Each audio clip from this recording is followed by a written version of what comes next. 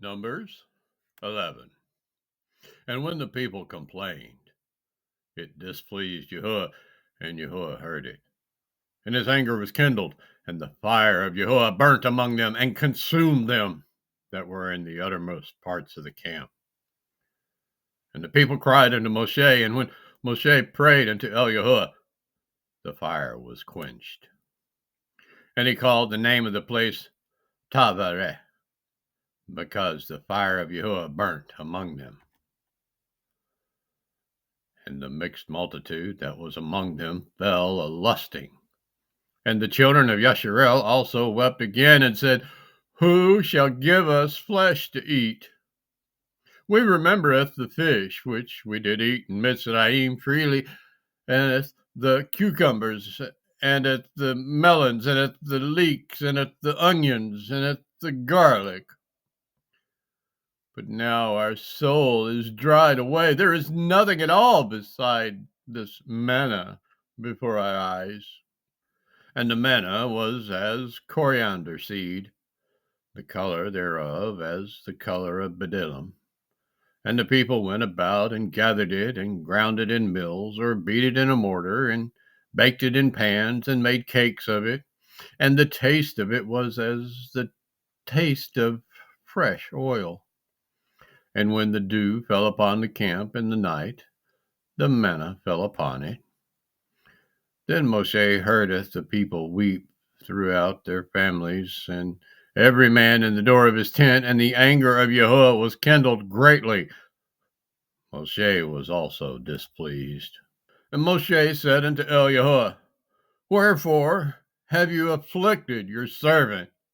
And wherefore have I not found favor in your sight, that you layeth the burden of all this people upon me? Have I conceived all this people? Have I begotten them, that you should say unto me, Carry them in your bosom, as a nursing father bearseth the suckling child, unto the land which you swore unto their fathers? Whence should I have flesh to give unto all this people? For they weep unto me, saying, Give us flesh, that we may eat. I am not able to beareth all this people alone, because it is too heavy for me. And if you deal thus with me, kill me, I pray you, out of hand, if I have found favor in your sight, and let me not see my wretchedness. And YAHUAH said unto Moshe, Gather unto me 70 men of the elders of Yasharel, whom you know to be the elders of the people, and officers over them, and bring them into the tabernacle of the assembly, that they may stand there with you.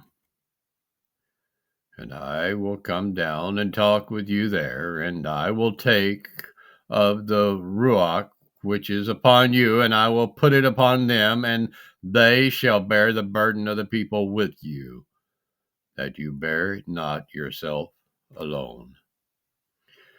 And say you unto the people, Sanctify yourselves against tomorrow, and ye shall eat flesh. For ye have wept in the ears of YAHUAH, saying, Who shall give us flesh to eat? For it was well with us in Mitzrayim. Therefore YAHUAH will give you flesh, and ye shall eat. Ye shall not eat 1 day, nor 2 days, nor 5 days, neither 10 days, nor 20 days, but even a whole month, until it come out at your nostrils, and it be loathsome unto you, because that ye have despised YAHUAH which is among you, and have wept before him, saying, Why came we forth out of Mitzrayim?